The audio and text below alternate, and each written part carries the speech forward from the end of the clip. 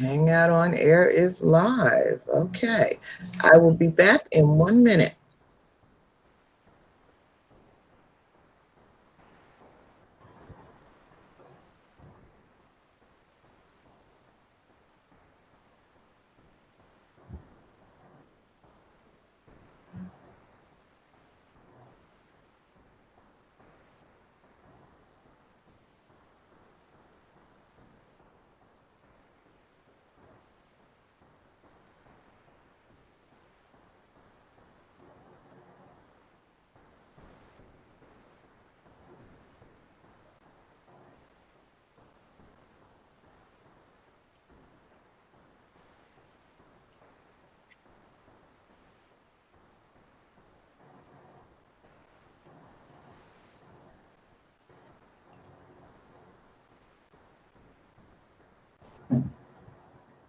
Hello, Gio. Hey, Leonie, how you doing? I'm good. How are you? It's been a rough day, but I made it. Okay. That you made it is the important part. Yes, I keep reminding myself about that. Yeah, yes, Yeah, yes. yeah, yeah, yeah. This too shall pass. Yeah. How Hey, about, Jill. hey, Kim, I only see half of you. Yeah. Oh, I got 2 pages to finish, so I'm trying to get my last 2 pages in while Um, nobody's talking. Oh, okay, okay, okay. Hey, Gio. Hey, Michelle, how you doing? Oh, I'm all right for an old girl, I suppose.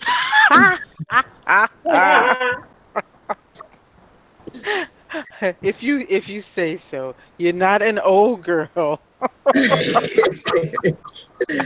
I sure am In feeling your like you're in one. your prime. You're in your prime. Not yes, yes. Hmm. I should be. I should be. I have not talked to Venita today, and she is usually very much on time for whatever she does.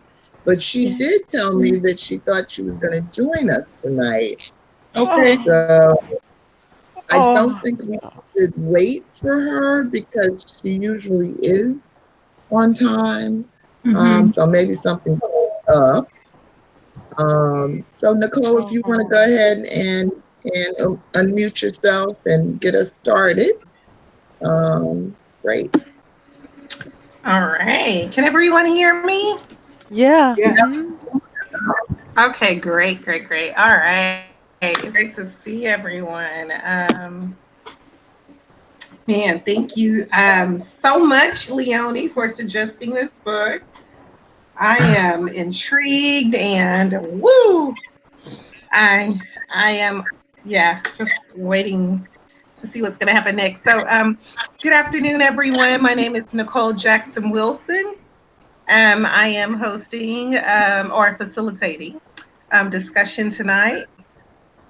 Um, this is the second of 13 sessions for our session 12 reading. We are reading Marlon James's The Book of Night Women. I have my Kindle version, my digital version. So if anyone wants to show the book,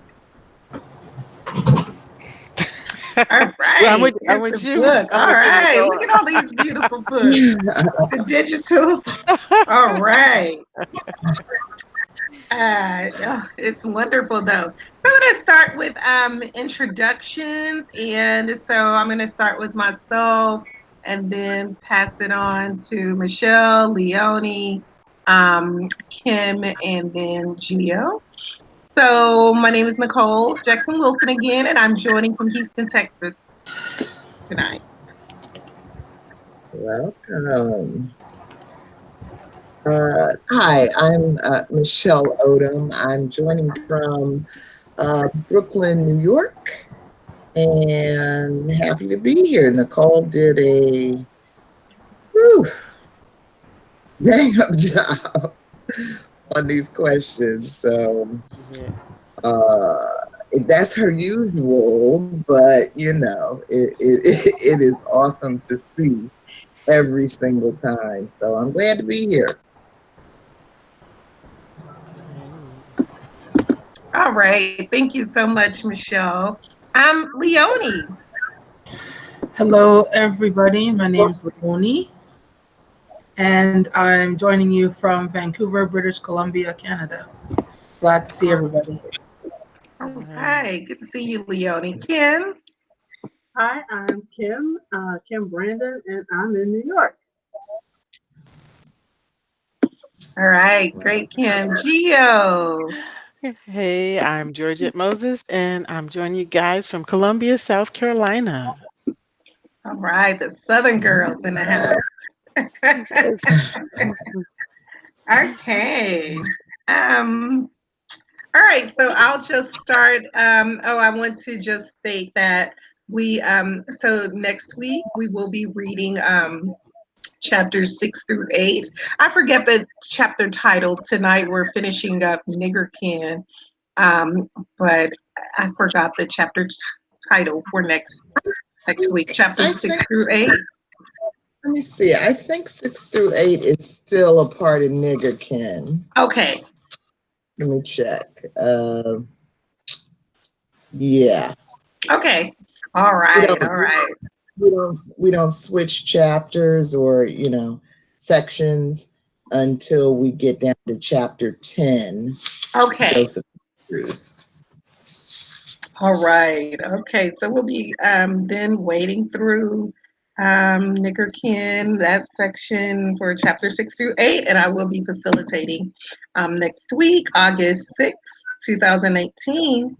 All right. So I'm just going to go ahead and just kind of read the introductions of very brief, and then we'll just go through the key points and discussion questions. And, I know I provided like at least 9 or so and some follow-up questions. So, just as always, whatever speaks to you. So I started just with a quote from Audre Lorde. The master's tools will never dismantle the master's house. Michelle, would you like to read that excerpt for us, please? Oh, thank you. Audre Lorde. I love this quote so much. I'm so glad you called on me, teacher. Those of us who stand outside the circle of this society's definition of acceptable women, those of us who have been forged in the crucibles of difference, those of us who are poor, who are lesbians, who are Black, who are older, know that survival is not an academic skill. It is learning how to stand alone, unpopular, and sometimes reviled, and how to make common cause with those others identified as outside the structures in order to define and seek a world in which we can all flourish. Beautiful. Just to kind of bring Lorde back into the conversation here. So I started the brief summary. I just said I can think of no better textual complement to chapters 3 through 5 than Marlon James's The Book of NightWomen. Then Audre Lorde's The Master's Tools Will Never Dismantle the Master's House. And for the record, I also can't escape returning to Lorde's text upon reading those chapters, because they really are taking up the same complex and nuanced realities around gender, class, survival, Blackness, and being. Both authors seem to ask, what does it mean for Black women or Black girls, a la Robin Boy Lorne? She does not put a space between the two words, because she says that, Black girlhood is already denied Black girls, and Black women are kind of in this kind of state where often, without protections and so forth. And so, so for her, the category we should close that space, and it will pull together there, Black women and Black girls. But these authors seem to ask, what does it mean for Black women or Black girls to survive after world's end? Or phrased differently, what does it take for Black women to survive the end of the world? Here I am suggesting, as James and Lord and so many other Black writers like Alexis Pauline Gumbs, to name a few, and Black feminist scholars like J.T. Rohn notes, for Black women and girls, past, future, and or present, the world ends every day. Given this, it is not only fitting that these texts take up survival in such innovative ways, but their similar attentiveness to the outcast slash sister outsider and alternative economies and or economic taxonomies frame bold and brave race radical, class conscious, and radically inclusive arguments that are not fully grasped if we fail to sit and grapple with extended metaphors, so in particular the circle, and the physical and psychical processes of community formation. The discussion questions provided below in some way or another think through this. So just to move to the discussion questions, Leonie, do you mind reading number one for us, please? And again, just, we'll just look at whatever. We're not going to get through all of them. But, All right, sure. Let's begin by time traveling and calling attention to racialized and gendered circles. How have Black women traditionally and or historically gathered? What shifted? Please explain the impact of the shift.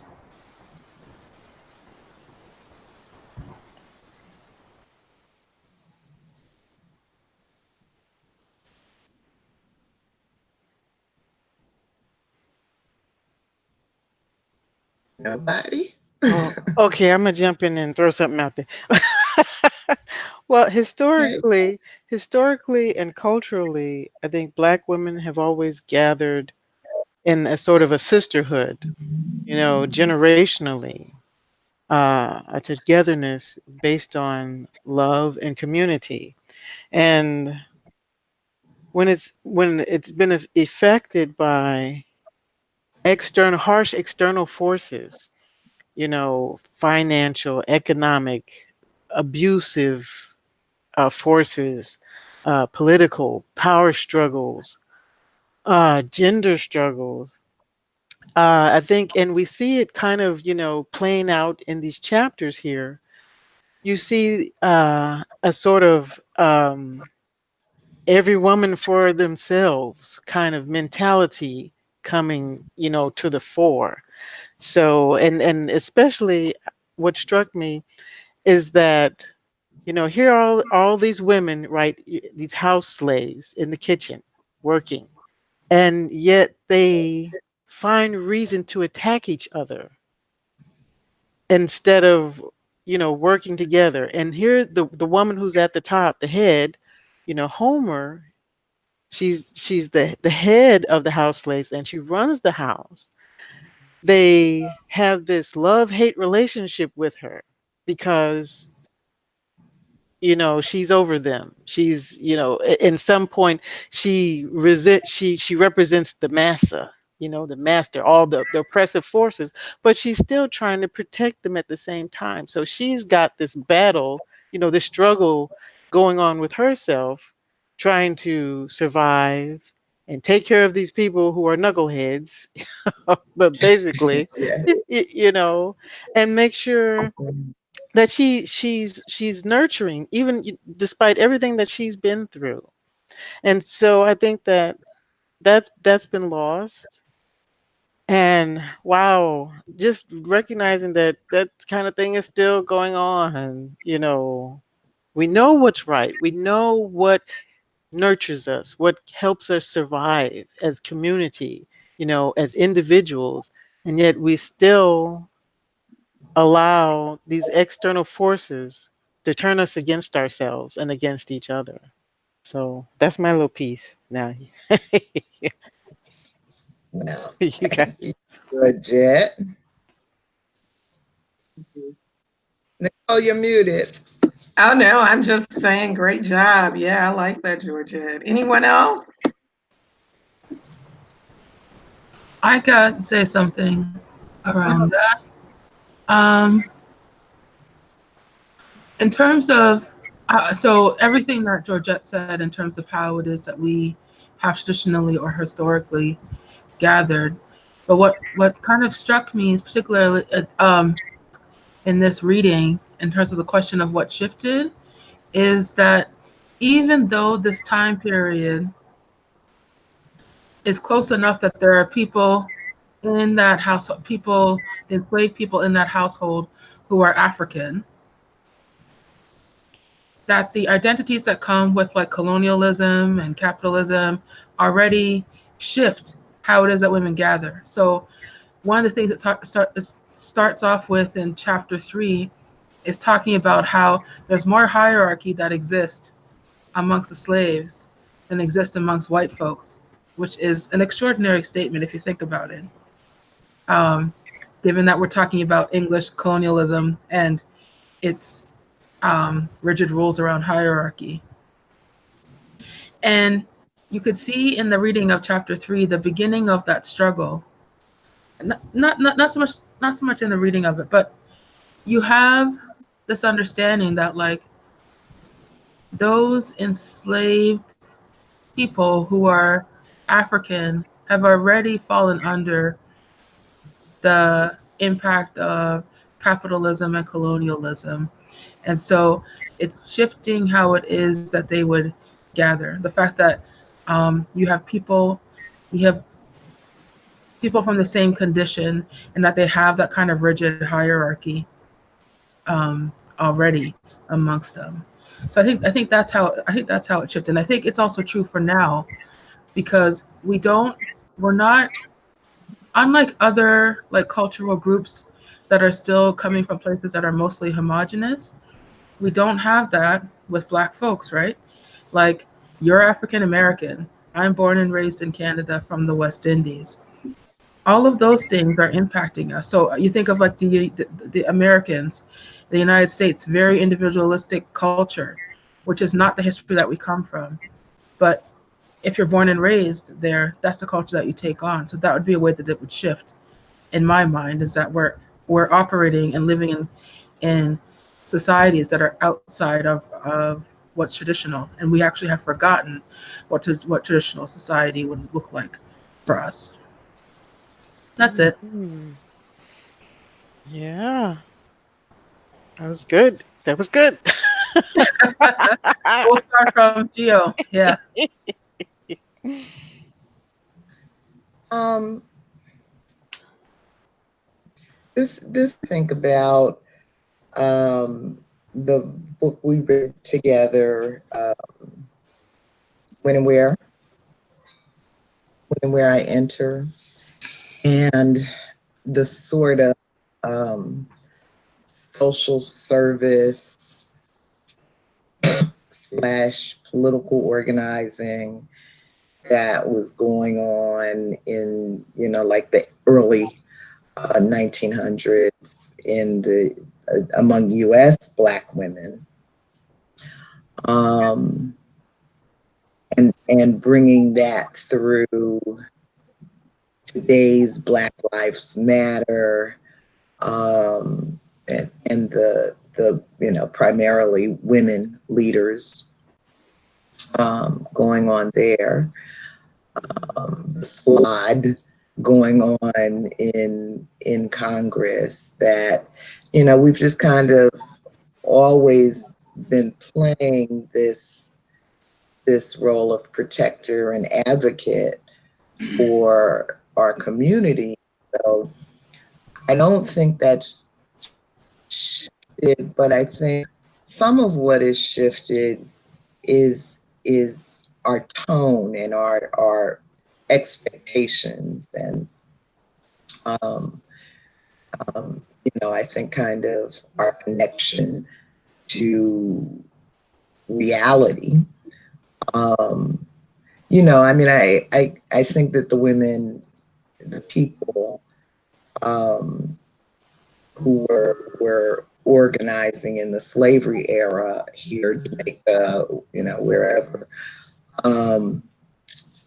had a different kind of clarity about the challenge they were facing,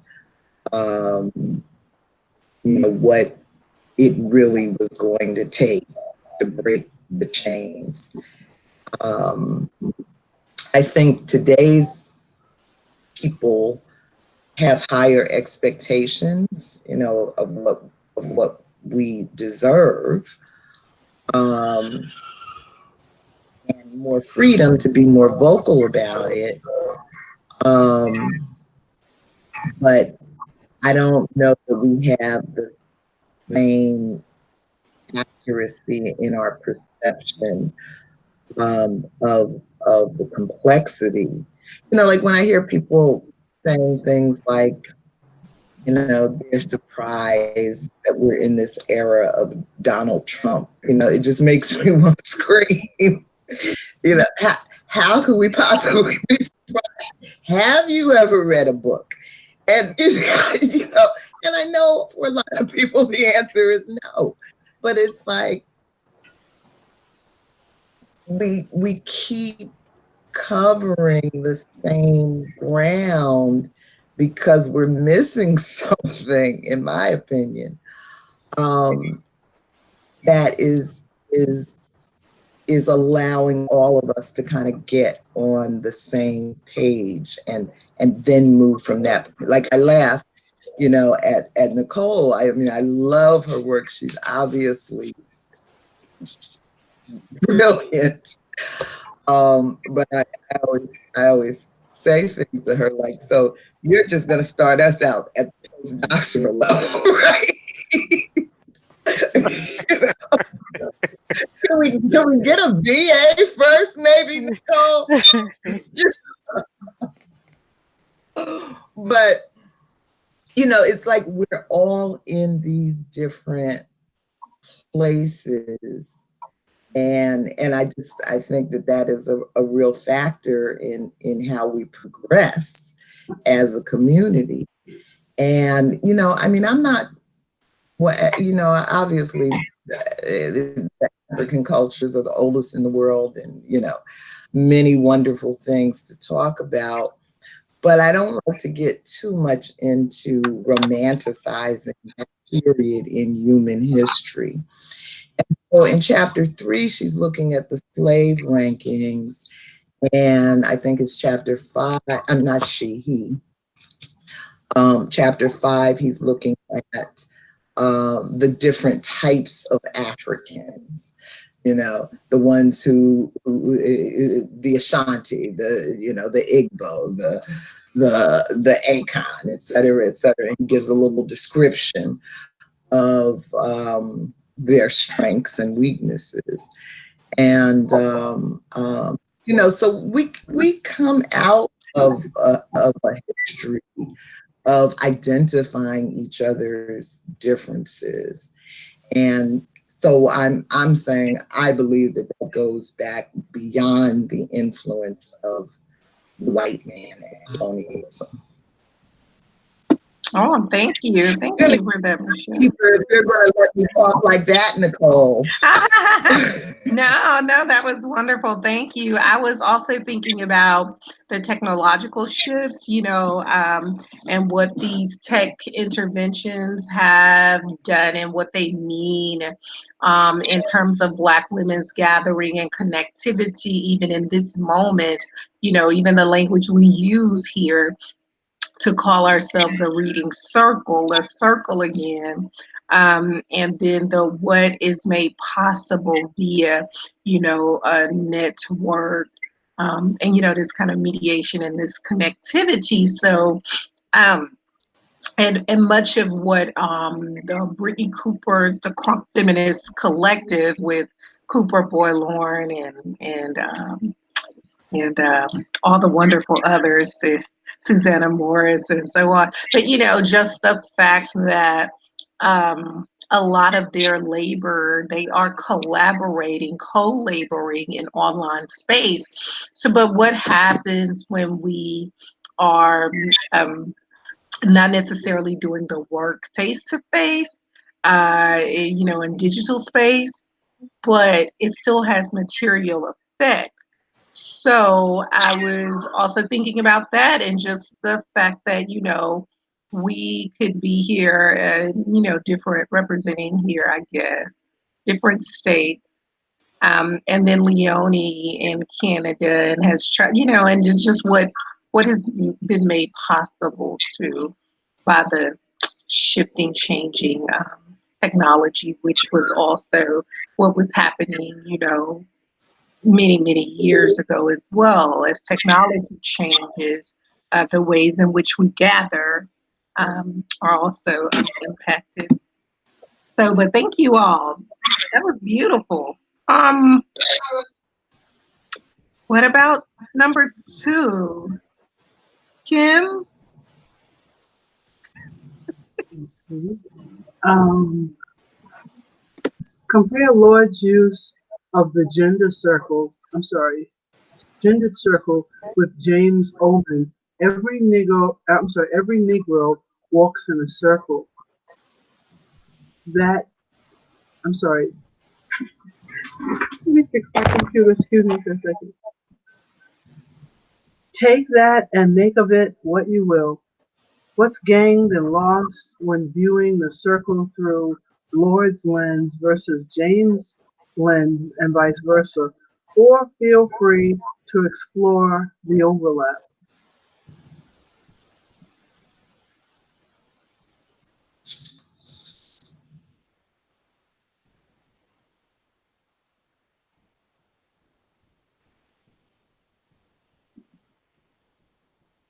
I think you have to tell us, Nicole, what is Lord's Oh, okay, yeah. So to just kind of clarify, Lord's um, plan? I was thinking about how Lord, when Lord talks about when Lord discusses the circle here in the excerpt, Lord speaks of the woman or women, those sister outsiders who are outside of the circle.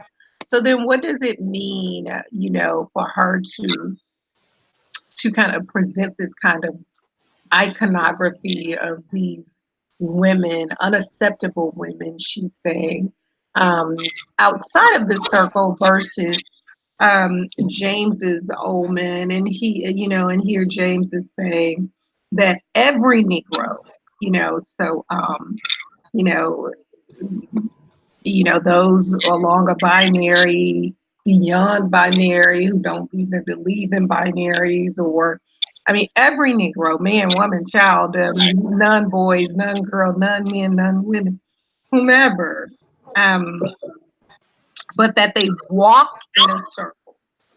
And so what, just kind of thinking through what arguments really, what are they through their particular lens, what's being expressed there, one versus the other, to be outside the circle versus walking in a circle. So it's just trying to see what you all thought about that. I don't know. One thing that is kind of occurring to me in the moment is that Marlon James, I don't know that he's necessarily saying anything different than Lord is saying, because he is allowing room, I think, for all kinds of circles, whereas Lord is explicitly defining what some of those are. But I think when James gets into talking about the slave rankings that, go from the house head nigger in charge or the head house slave in charge, down through the field niggers, and there's ranking there as well, down to the children.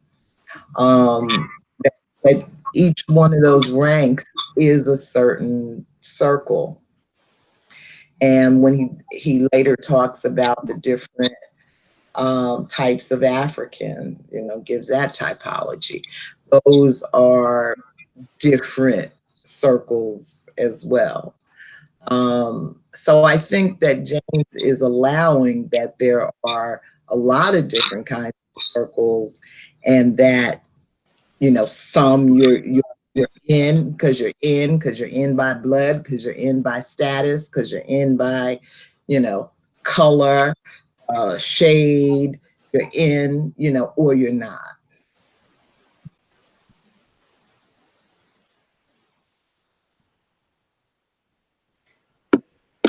Also thinking about like the frustration of, walking in circles, right? Never quite, if you will, to use a cheesy cliche, quite kind of arriving. And I think that that's that kind of too, if I think of it through, and I don't want to center an Americanist perspective here, but I was also, to be honest, thinking through it through that lens, like this kind of performance of citizenship, the fact that we are still, still having these same age-old arguments and confrontations around citizenship here in America, and it just dislocation throughout the diaspora. And it just baffles me how beautifully poetic James writes that. And then I love the rhetoric of the sass there. It's just like it, and then make of that what you will, to be consistently walking in circles. I can't even, I mean, that's so spot on. And in my opinion and in my reading, so very beautiful. But I do understand that Lord is very, of course, gendered, but it's also very class conscious, and she decenters heteronormativity there. So it's, there's room for all types of women, but and these sister outsiders, she's saying, should come together, um, despite their differences, because they are outside of this circle. So I just thought that was really interesting how they are both kind of using the circle, but in different ways, but really still saying the same thing in an unjust society. What are folks doing to survive? All right, I'll pass the baton.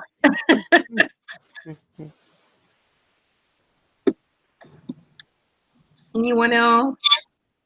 We can go to, if not, we can move to number 3.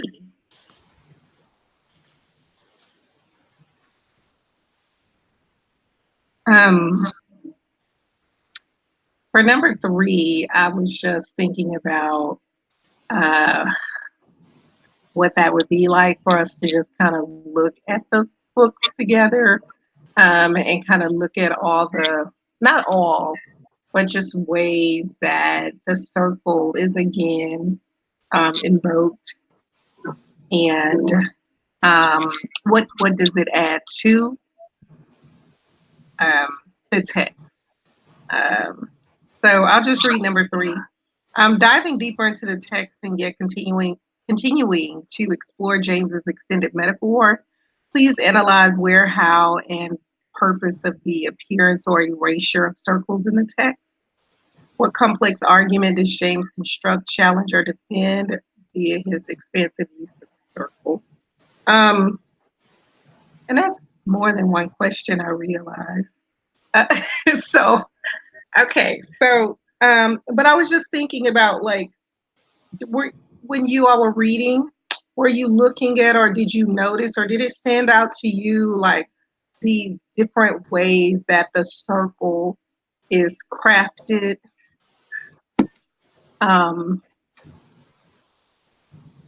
in the text?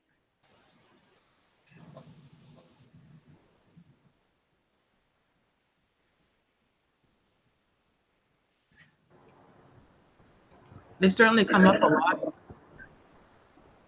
in the text, both in mentioning of circles, but also this idea of things that are circular. Mm-hmm. You know, like things coming back around, whether Yes. it's like, it's usually bad things in this book. Yes, yes, right? But there's like this sense of like, which as a reader, it gives you a sense of what's ahead, Mm-hmm. with such a strong theme of circles and gathering. Yeah, so yeah, and especially that Yeah. phrase, that omen, because it appears over and over again. Right, right. The meaning of it changes depending on what chapter you're in. So Yes, at least it did yes. for me. So yeah, that was really interesting. Yeah, that's beautifully like I was thinking, okay, so we looked at Circe's name, obviously so close to circle, the cellar that Lilith is in, right? That would be a circle. The fact that when Homer tells Lilith that hey Venita. Hey, Venita. Yay! I can She do made it. it. Yay! Oh, it's so good to see you. It's Oh, so no good to see problem. everyone. I miss It's, my people. we miss you. We missed you too. All right. Yay. Venita has her book. Venita, would you like to introduce yourself and tell where you're joining us from? Yes, my name is Venita Walker, and I'm joining you from Cromwell, Connecticut. Yay. So good to see you. It's so We good were to see you all. we're just discussing, we're on number 3, so we were just discussing like the circle, circular. I love how Leonie brought that, these things kind of coming back in the text, and the circular, even logics in the text. So we were just like talking about the just looking at the circles in the text. But I was thinking about when Homer tells Lilith why Circe was possibly mean to her, you know, or and so very you know, if you will, non-maternal. And she's saying that she's like missing a womb, like she's barren, right? And so I was also thinking about, you know, the womb, that kind of circularity of the womb, right? Thinking through that, even the symbol for the nymph, which Circe would be. You look at the meaning of her name, there's a circle in that symbol as well. So just seeing what other the circles, like Michelle you mentioned, the hierarchy.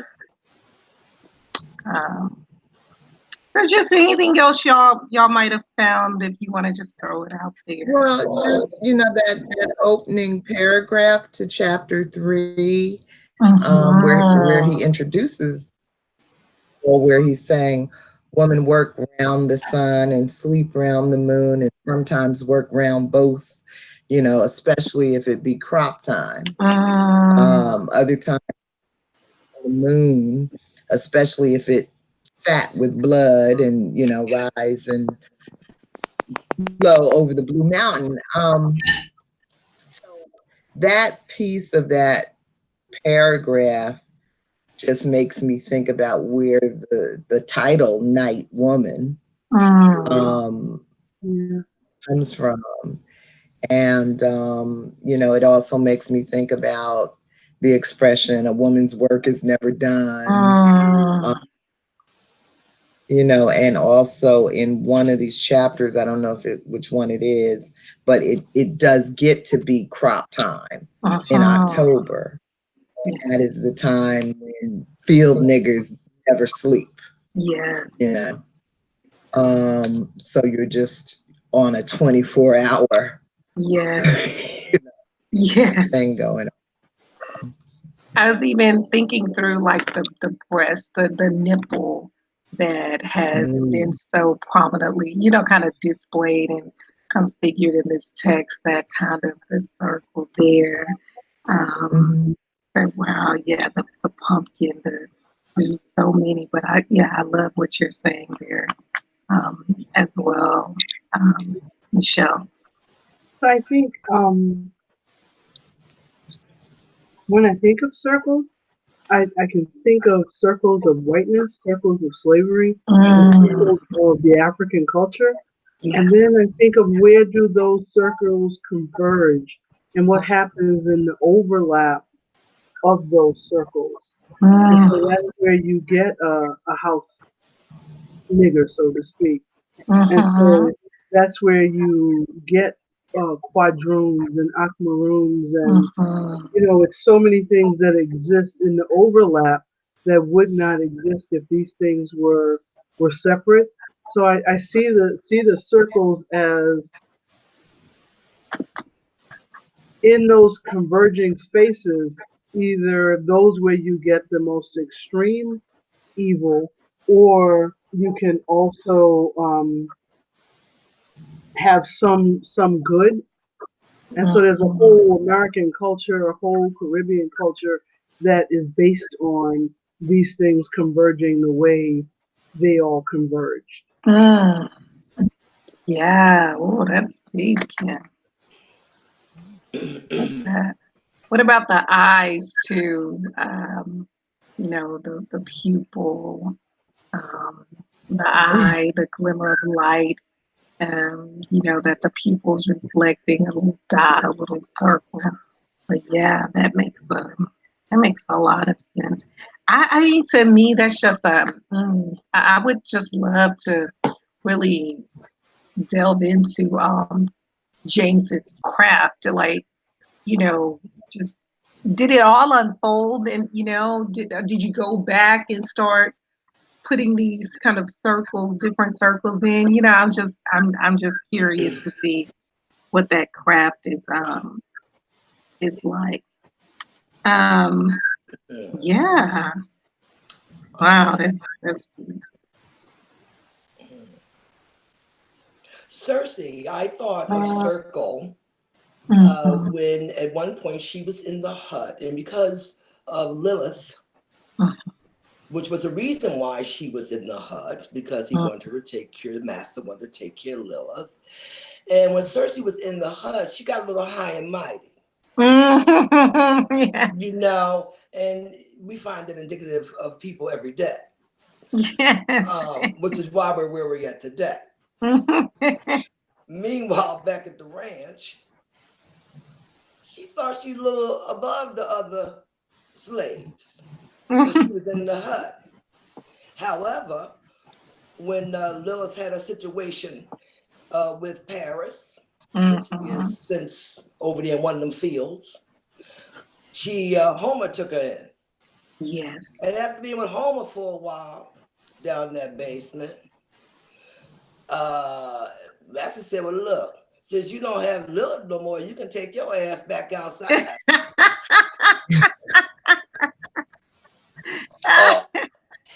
And the reason why I say that is because I always believe that you got to be careful how you treat other people. Yeah. Remember that you're only one step from where you came from. So Cersei got a little lesson. He ain't had to worry about that dress that wasn't as fatal as Homer's anymore. The master said, you still a nigger woman. Okay. Now that you've done what I need you to do, get your ass back outside with the rest of the nigger. Now, that's pretty sad, because once you turned your ass up, Cersei, I don't know if I want to go back out to that field. Right. So that was the full circle that I saw. It was a lesson in humanity. Yeah. That's why you should always treat people well, because you never know where you're gonna end That's up right. at. And Cersei was a prime example. I almost felt bad for her. Right. You know Yeah. what I'm saying? Almost. No, I almost. But in life, I've experienced seen those things, and it's like it always comes back again. So maybe if she had not act like she was above everyone else, because she went to that hut, even if she did have to carry her ass back out there and work, the rest of the slaves would have welcomed her with open arms if she would have treated people decent. Yeah. They would say, "Well, come on back down here, and we'll take care of you." So that was one of the circles that I saw. Be careful where you shit. Treat people with dignity. And with Okay. care, because your ass may end up back on that field with those same people. That field we've been And trying to. what Venita is saying makes me also think about the roots that were going on. And so the Obeah and Myal, and all of this stuff that comes out of our history out of Africa. Yeah. And, and here we still are, in some cases, even to this day, going back to the source of, what we believe to be our strength and power.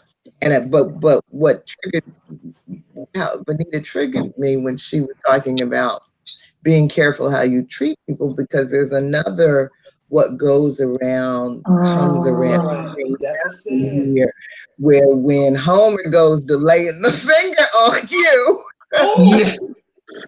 Yeah. I closed the book. Oh, yeah. That's a juju. Homer was bringing that juju. I was like, Homer got the juju for real. Homer does not play with you like that. No, white folks feared Homer. Niggas fear Homer. And when that Johnny Jumper turned around and pulled her hair, and she turned around and did it like this, I said, "Oh, you are going down." And that fool came down with consumption, aka tuberculosis. I'm surprised he survived it. And he came down when they said that Negro wasn't right ever since. I said, "See, Homer don't play with your ass." That's right. What goes around comes around. Is that what consumption is? Tuberculosis? But actually, years ago they made it sound pretty. It was mostly for the white folks. Just like lupus, they used to call it the werewolf disease. It was grotesque. Either they made things sound pretty, or they made it sound like you came out from space somewhere. And they called it consumption because tuberculosis was very prevalent. People died all the time. So they did it for the white lady benefit. So she can go carry her ass in there on that beautiful velvet fainting couch. You can picture it. And she had her 100% 800 count cotton embroidered handkerchief. No, she didn't. And she had all her little stuff over here, her medication, which consists of strong ass whiskey. And she would lay her ass back there and die gracefully because she was going down. The whole consumption thing was really a pretty way of saying that you about ready to die, and they wanted to make it seem pretty. You know what I'm saying? Especially for females, the white females. On the couch, on the velvet fainting couch. But the Negroes just died out there in the hut. You know what I'm saying? And they threw your ass over there in the field somewhere. But they made that also too, because back then people were very paranoid. So instead, about communicable diseases, there wasn't no cure for shit. You got it, you died. So they just wanted to make it pretty up, and all that kind of happy stuff. But they had TB. Yes. I and Venita, that also makes me think about that kind of the notion of retributive justice in this text, because when I think about the circle, Master Patrick, the noose is around his neck, right? Yes. When he Yes. dies. So Yes. that's another circle. Yes. And, you know, just the sheer irony of a white man. I mean, that's, you know, symbolic lynching, right? Yes. So that horse, you know, if that horse was like, hell to the no, I know I can't clear that. See what I'm So trying to say? Right. So I'm throwing you over. And so, Yes. yeah, so to see Right. a white man, you know, just, and even just that imagery, Yes. you know, because that, you know, was reserved for those rebellious or disobedient so-called black Yes. bodies. But to see a white male swinging, you know, from a tree, that was, yeah, James is, well, damn. I was like, well, damn, James, what you, That was oh, definitely a circle. What comes around goes back. And the yeah, other part of that saying is, and twice the dose. yes, That's what yes, I start to yes, see. And yes, if you notice in those circles, you know, when not only did they go down, they went down real hard. right, Okay. absolutely, absolutely. They got more than they put out. Because I know full well Cersei did not want to carry her ass back out there in that field. Up in there huddle like that. Yes. Well, So let's that go was to, good. Well, I just want to say one thing for Cersei. She was made to prostitute. So yes, I Yes. just think sometimes if you're gonna look at the circle is that that'll take a woman down.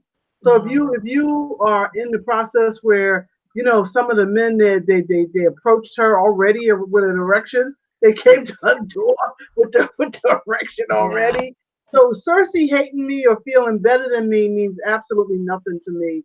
Um, I just don't think that she could appreciate other sisters or people who work in the field when she is being made to service everybody that comes to that little hut. At the end of the day, the only thing that she can be proud of is that dress and that bed that she has. Well, So she wasn't I the only, just huh? she wasn't the only one because uh, um, uh, PUSSY was real currency. It was negotiation tool. Because I remember Homer when she was doing, you know, taking on the role of Ashanti, trying to take that juju off of Lil's ass. She told that child to go out there, take care of that fool, and get some gunpowder. That's right. Okay, she had to go out there to the Johnny Jumper, give him a little diggity so she can get that gunpowder and bring it back. And the other one had to go up there on the hill and get some dirt and shit up there 4 miles away Right. and bring that back. But it was just, to me, it was almost like it was all slave women were on that same route. Maybe some more than others, but it was a form of currency. yeah, I'm Because just you know, saying some of it was undercover and some of it was broadcast, and her house yes, was the spot. it is, So yes, but it all so came I, down I, to, I just think that when they at the watering hole and they all talking about her, yeah, she's going to talk back louder because that's all she got. All yes, she yes, she got is. is to pretend to be better than them. That's Yeah, all she got. that's all she had. But it didn't seem like nobody had much more, to be honest with you. I mean, that That's was right. one of You her. said it. You said it, Venita. I mean, you know, it didn't seem like no one still owned their body. No one still had control of their body. Even Homer, like I said, the queen of the kitchen or the house. That's right. She That's even right. used the black women to and made them use their body as currency because she when she had to take that spell off. Okay, she told girl to go over there and work that Johnny Jumper and on the slide get some gunpowder because she needed it. So you know everybody was using them. The white masses was using them. The Johnny Jumpers, the white men, even the women. yeah. Well, But even and I'm happy that James calls attention. There's this scholar at well, he's no longer there. He all the fallout. He had gotten death threats and so forth. Dr. Tommy Curry at Texas A&M, a philosopher, but he has been calling attention to slavery and Black boys' victimization. Mm-hmm. Because and he's been in the archives and doing, you know, this very taxing labor to bring that to you know, the public attention or public awareness.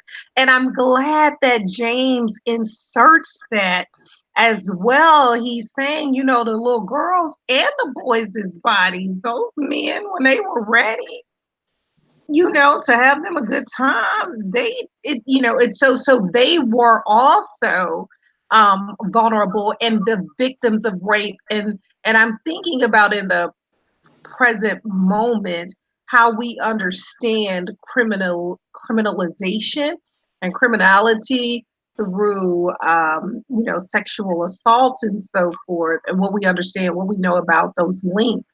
But how so many folks said that the next level of the so-called Me Too movement was to start talking about prison rape and incarceration and all of that, to get the what's happening too with men and these boys.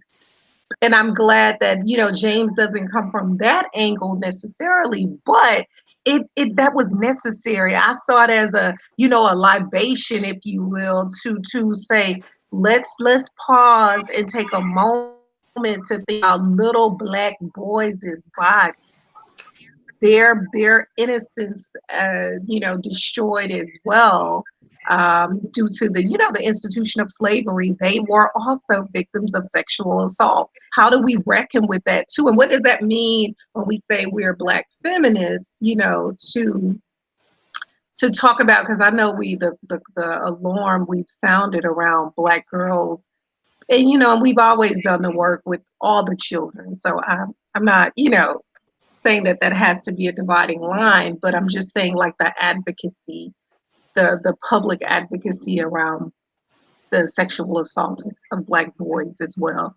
I thought James did a wonderful job, just dropping it in, but it was so powerful. Well, What a writer. that this is not a new That when I'm revelation. looking at some of these videos of 20 police officers coming to subdue a Black body, it is so much like rape that there's a new can I be heard? I'm Mhm. oh Yeah. good. I just saw another video on a guy being strangled by a police officer, and he's saying, "I can't breathe." I think this was in Vegas, and the police officer, if you change their clothing, it would look just like a slave master's orgy. That here you have somebody holding down a Black body, using every bit of force that he can to break something. He wants to break an arm, he wants to break a nose, he wants to do some damage on this body.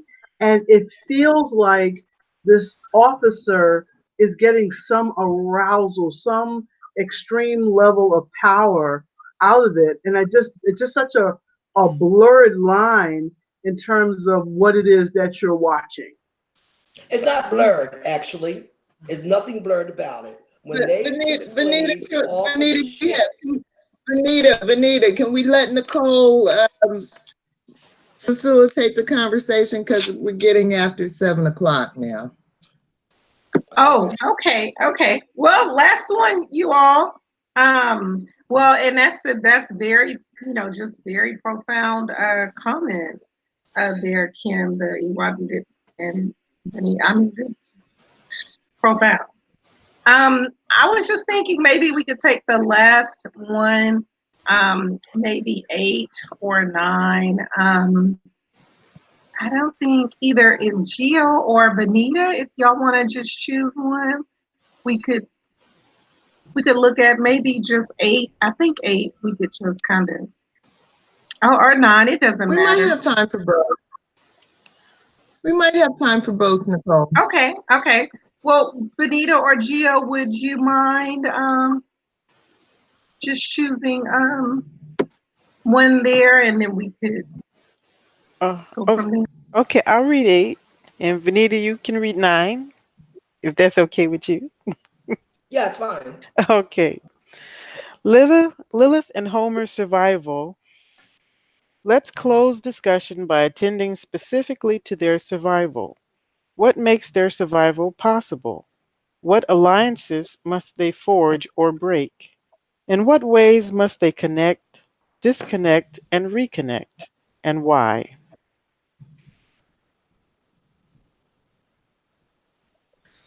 Well, I don't want to get through this broadcast without finding a way to slip in the work that Homer started with Lilith to teach her how to read, and to help her understand the value of reading and writing.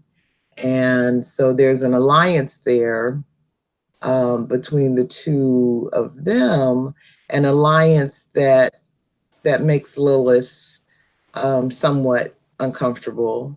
She kind of appreciates the sort of surrogate role that Homer plays in her life, but she wants to rebel against that at the same time, and sort of resents this place that Homer has taken in her life.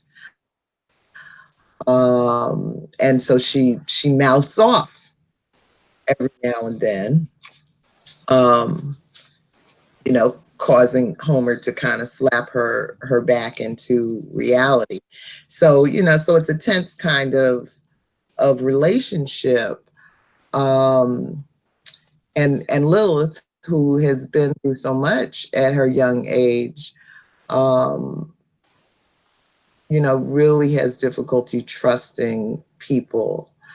And so, even though it seems clear to me that Homer is trying to build Lilith's self-esteem and empower her with certain skills and tools, and is truly working in her best interest, for Lilith, there's a little bit of, you know, is this lesbianism going on here? Why are you, being so nice to me?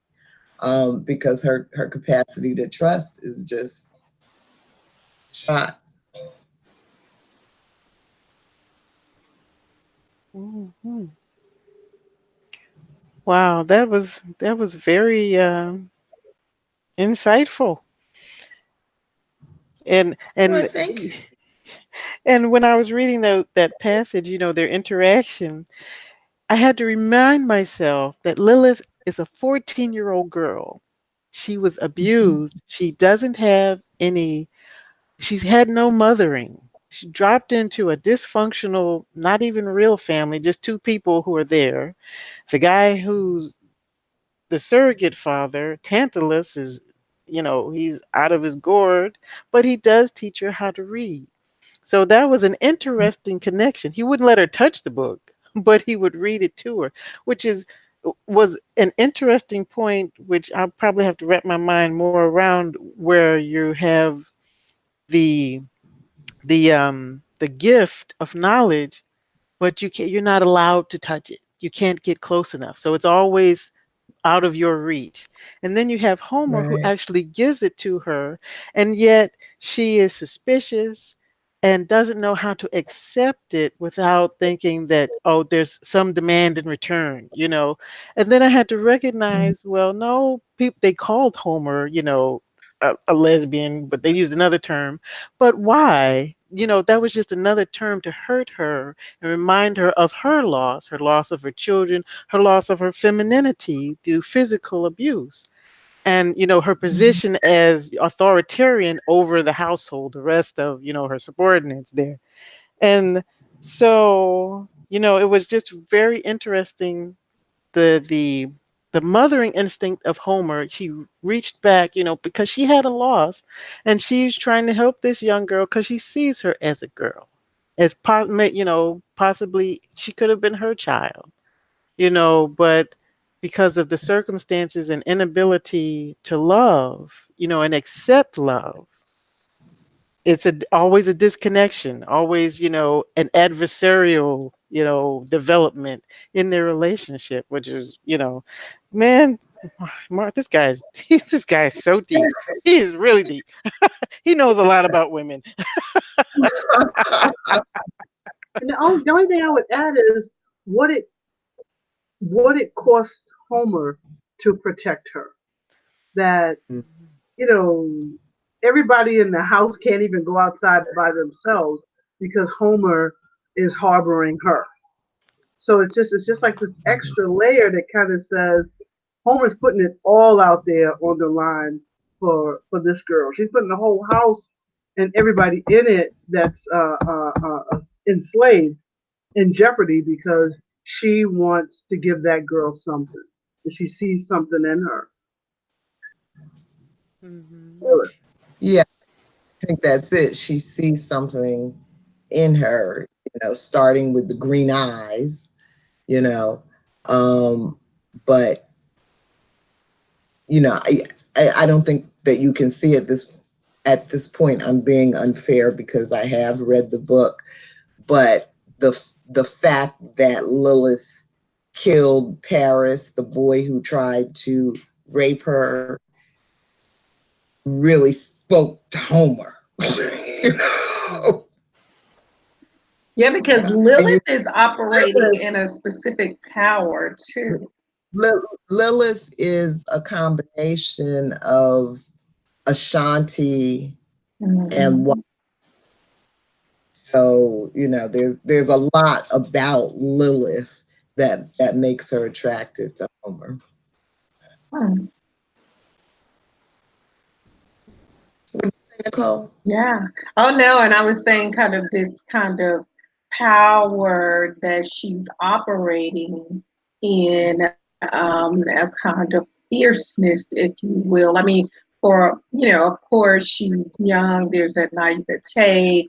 There's the thing she's had to deal with, but she has a specific power. And being with Homer, because I've several times in those chapters 3 through 5, Homer was like, was saying, if I put it in hood parlance, it was like, hey, I ain't gonna run no more. What you got? I can't, it's like, okay, I'm not running. I'm just gonna take it. And Lilith was saying the same thing when so-called Master Jack walks in.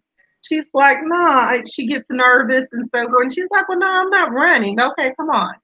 I just gotta still these nerves and and I understand too. I can already see what's happening. I hate that I haven't read ahead, but to see if I'm right or wrong. But she got that she got that fire. Lilith does. I mean, she looks like when the woman accuses her of being, what is it, a Sasaman or ogre, she's in there. She can, the roots. She got the power, the fire, the juju is it's coming.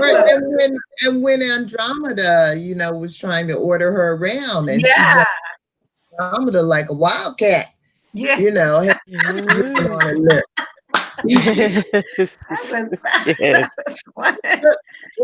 It took 2 men and a rolling pin. That's right. Lilith ain't trying to play with you like that either. Right. Leonie and Venita, did you all have like anything to close us out for number 8? That was a wild one with Lilith. Well, this brings me to the civil rights movement. We needed people with spirit. And I think in Homer sees Lilith as a person with spirit, but is teachable. Now, what happened to our spirit in 2019, I don't know.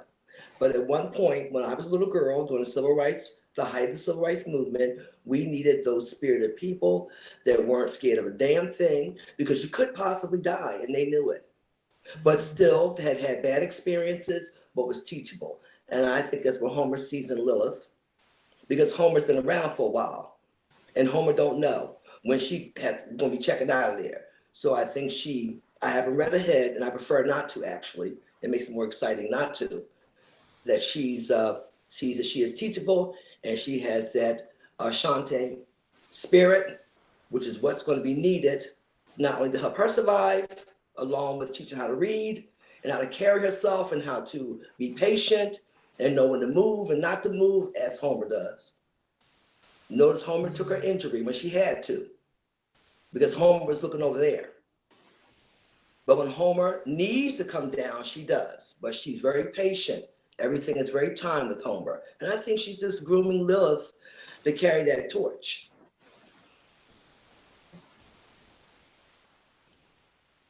Wow, thank you, Venita. That's powerful. Leonie, I know you finished the book. but can you add could you add anything to that? Without, I know you don't want to give away the plot, but what could you add anything to that? I think I want to. Yes, I can. And the part that it would apply to this, it also would apply to the first question around, was it circles, or the second? Yeah, and kind of what shifted. So in terms of their survival, it's like they really have a sense of the lay of they know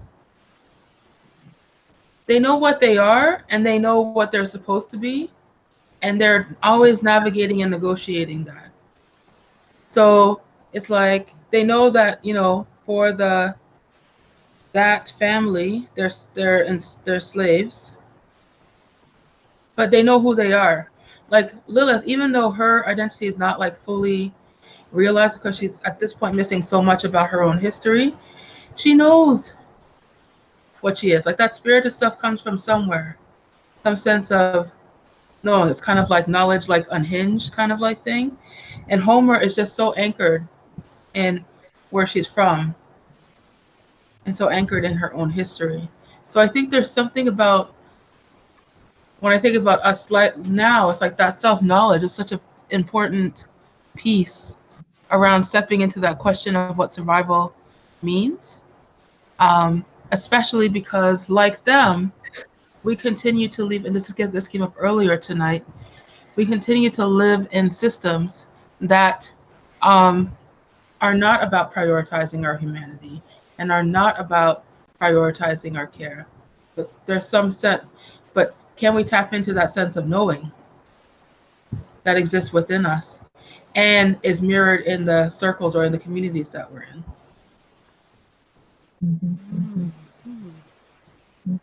Yeah, that's powerful, Leonie, because I do understand that James, this is a class kind of conscious, this a critique, and the idea that I'm thinking about, like when Venita brings those freedom fighters into this, folk who had everything to lose and they still spoke out. Like I'm thinking about Fannie Lou Hamer when she signed up to register to vote, and and she's told, well, you got to go. That was her home. And she's like, well, hell, I got to go then, because a new day is coming. Mm-hmm. And that's why it is, I wanted to frame the chapters of surviving this notion, I'm thinking through Alexis Pauline Gumbs, after the end of the world, because if worlds are ending, we are facing crises and catastrophe every day, especially as Black women, and just Black people, period. But, worlds are ending every day. What does survival mean for us? How do we ensure our survival?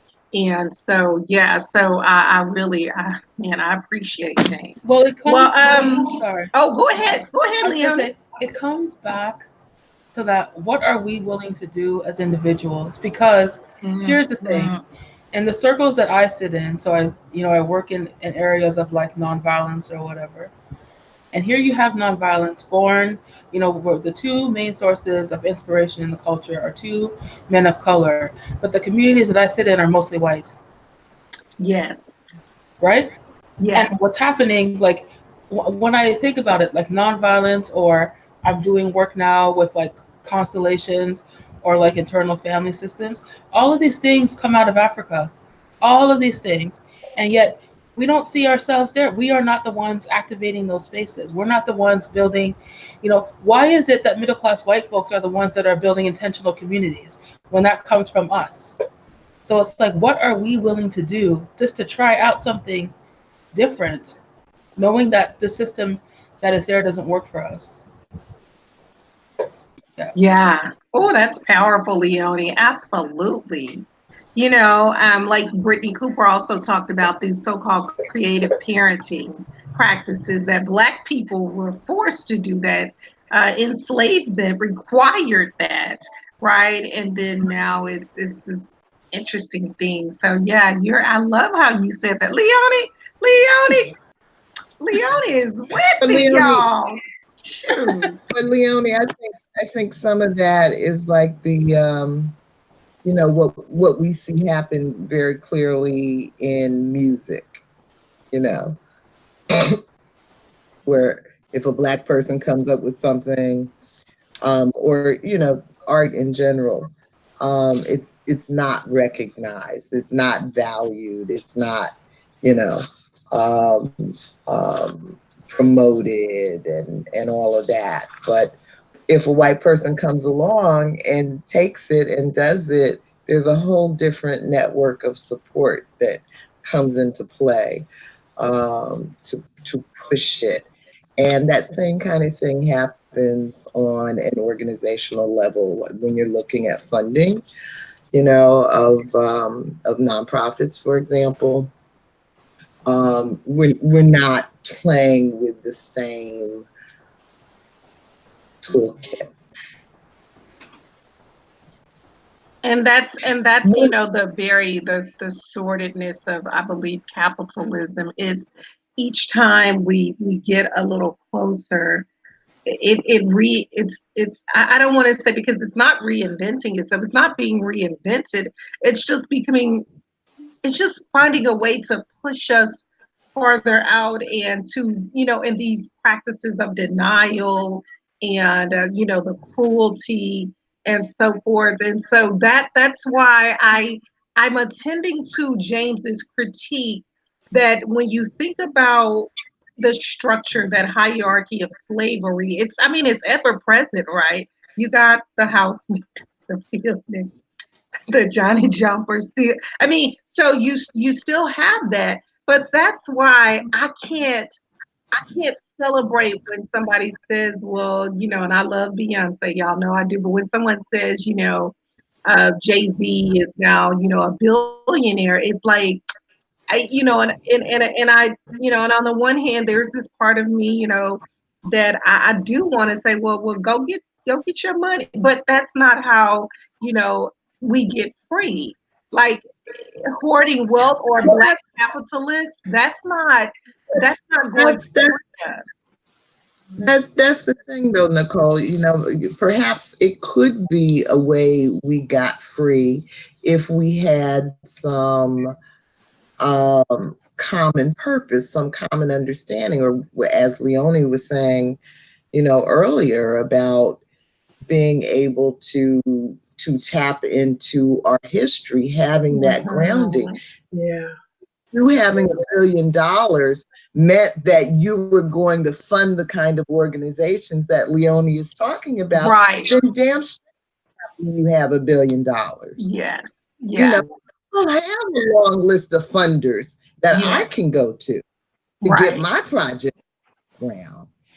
So I could be happy for you, but I think that one of the sad outcomes of the civil rights movement, Venita, is that so many of what in this typology that we're using tonight might be the field niggers, so many of the regular everyday folk are the ones who were out there putting their lives and their bodies on the line. And because of the way we're into this whole rankings thing, you know, a certain middle class got pushed forward, got the few opportunities that opened up to walk through the door. And so many did not look back and pull up. So many turned it into and fell into this wider culture of it's all about me. I got to get mine, as if all of these people hadn't sacrificed life and limb so that you could walk through those college doors, Nicole. Yeah. You know, so how we maintain those memories and learn to use our success for the greater good, you know, I think is a question that remains to be grappled with. I just love the idea of self-knowledge. It is so critical for us to know who we actually are, as opposed to what textbooks say throughout the diaspora. At no point is our stories told well as much as the colonizers' stories. And so I just think that it's huge for us as a culture to make that a priority, because if there's one more Black or reality TV of us slapping each other, pulling each other's weaves off, that can't be the priority. It just seems like how do we make getting to self-knowledge as sexy as all of what we see with every month there's a new one of these, let's have Black people fighting and buying Gucci and spending all this money shows. And, you know, I know for myself personally, I don't always want to be the wet blanket. You know, so how do we make these conversations more of a cultural shift, more something that's attainable? And that's the question for me. I just think that self-knowledge is huge and it's so very important, but I just would love new ways to approach younger people to talk about how wonderful, how phenomenal this is, because I feel so lifted when these conversations are over. There's nothing on TV that makes me feel better than this conversation tonight. Oh, thank you. Look at you. Self-knowledge is wonderful. It's a drug. Yes. Yeah. Thank you for bringing that, Leonie. Hey, y'all, this is wonderful. Well, it is. I have it's 7:29 your time. So I guess we'll close on that note. Gio, did you have anything you wanted to add? You get the last word. I think we all spoke. So if you want to say something. I don't think I could top anything. I think, wow, you guys just covered from every angle, all of it. And you know, I've read this book before a few years ago, and never have I seen it the way you guys are showing it to me now. So thank you. Gio, you know what? Gio, what's funny about that is there is a set of maybe 10 questions related to this book that I came across in the early research around this book. And I think clearly the questions were written by white women or a white book group. And I couldn't wait for us to start sinking our teeth into, because first of all, I'm like, what? 10 questions? That's lazy thinking. Yeah. Lazy. Yes. So, well, ladies, I'm going to say good night. It's been a Good pleasure. night, Benita. Yeah, but so happy Good night, to see you sweet guys this evening. Benita. Oh, Yeah. I have a question for Fabulous. Leonie Have a before nice when night, we go Kim. off Good night, live. Gio. Oh, Giovanna, Good night, Everybody, bye. Venita. Good night. It was good to see Bye, you. Benita. You too. Good Have to a good see night. you. All right, you too. Bye bye. I have And, a question for Gio, Leonie before we go when we go offline. Okay, okay, I'll but stick around. Huh? Gio, I just wanted to say to Gio, Gio has a grown son. How many sons do you have, Gio? Two. I've got 2. Mm-hmm. Well, I want you to look at my face. I want you to look at my face. My son has been in town this week. Yes. Happy. Yes, look, no wrinkles, no worry lines. I understand. Oh, you Yeah. understand? Oh yes, yes, Thank yes. you. Yes. It's Oh, you said when beautiful. we go off the air, Kim? Yes. Could we go off the air? Okay. All right. So Nicole said, what did you say? Closing, Nicole? Well, it was It has been a wonderful. Yeah. pleasure. Reading our story together. Yeah. All right. The hangout on is done.